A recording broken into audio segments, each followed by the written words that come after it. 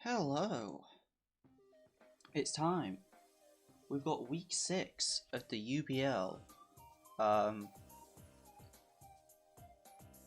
Which is kind of an important week for a lot of players because it's kind of their last chance to really secure playoffs. So, we're going to look at the first match of the week. For reference, mine's even going to be the... 2 matches have already been played. Mine's either going to be the second to last or last match played because I'm playing on Thursday and I'm currently recording this on a Tuesday, so... Yeah. Expect my match to be up maybe Friday or Saturday. Depends when I get around to uploading it. So, but for now, we've got Matty versus Airstream.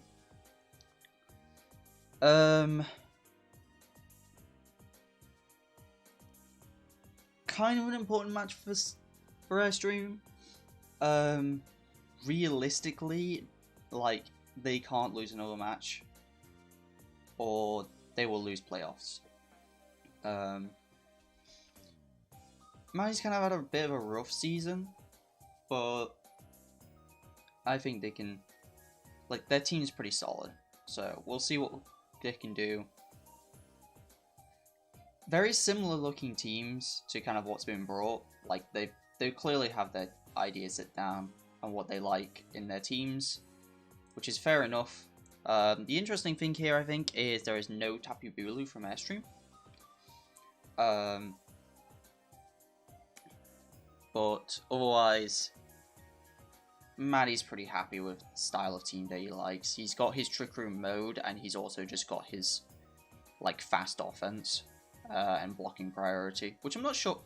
I guess you, like, in theory, it's like, why would you bring blocking priority against Trick Room? But there's a Sableye that Airstream can potentially bring, so I don't blame him.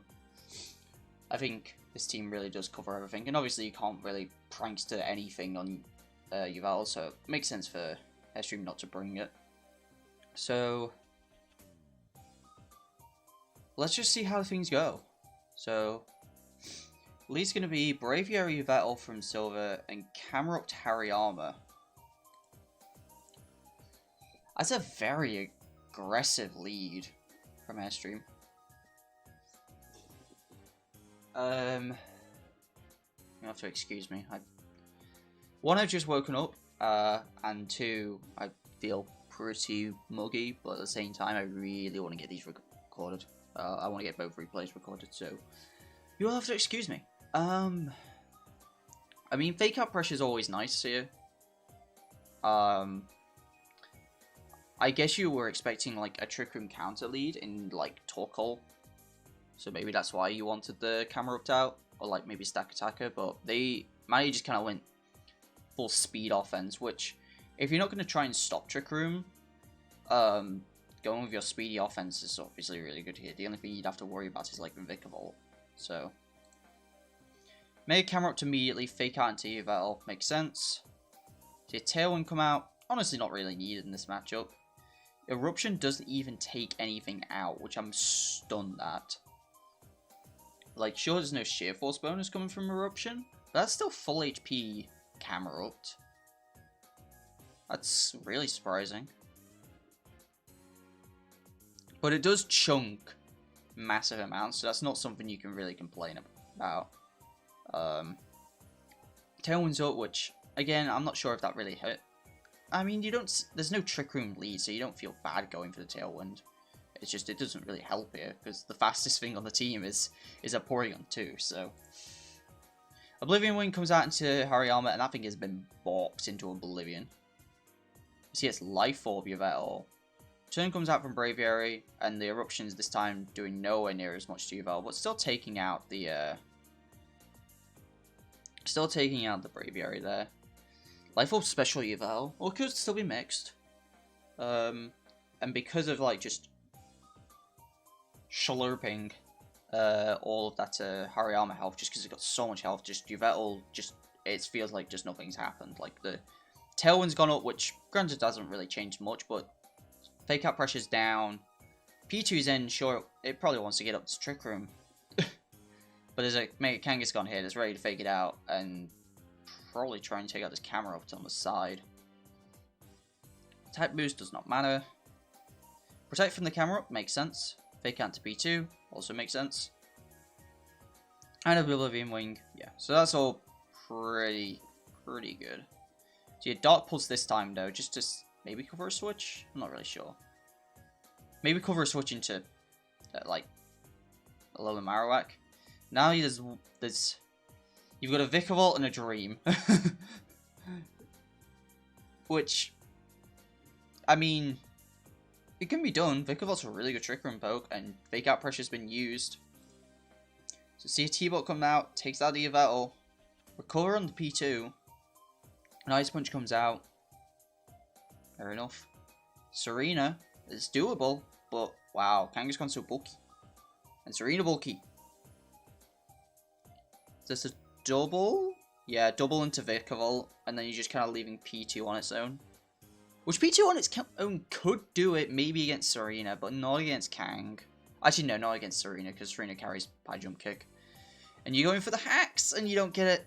Oh, super unfortunate. Like, there's so many things that could have gone right there. Yeah, I feel like it's kind of awkward because you want to focus down both, because both are threatening. Like, I guess maybe like Bug Buzzing Serena might have been the better play in hindsight, just because removing the little bit more, like trying to take out Kang is like Kang's super bulky is the only issue. I do like Matty's like approach though to the battle. Like he brought Torkoal and Stack Attacker like in preview, but just opt to just go fast mode and just be like, listen, you're playing Trick Room, I'm just gonna be faster. And just try and deny Trick Room. Which kind of countered what Airstream really wanted to do here. So, because they wanted to lead the camera up into the potential Trick Room counter lead. So, it actually worked out really well for Matty. So, let's get into game 2. And this time we see Stack Attacker Battle lead and Marowak P2. So this is... it's kind of like covers a bit of both. It covers a Trick Room lead because you've got a Stack Attacker on the field and you don't want to have a Stack Attacker in Trick Room, trust me. This thing is, like, it's the slowest thing that you're going to fight in Trick Room ever. It's disgusting. It's base 13 speed.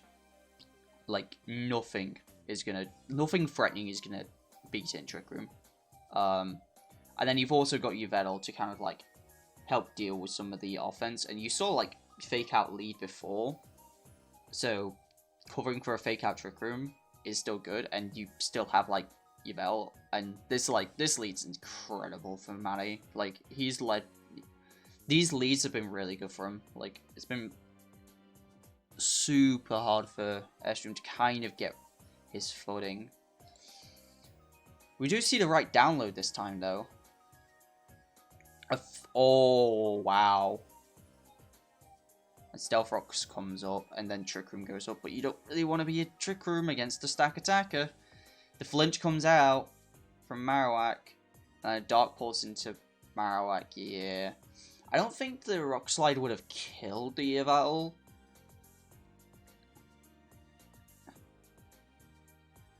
Just because, so I think like split Rock Slide power is about like 56 power or something like that, just because of split damage.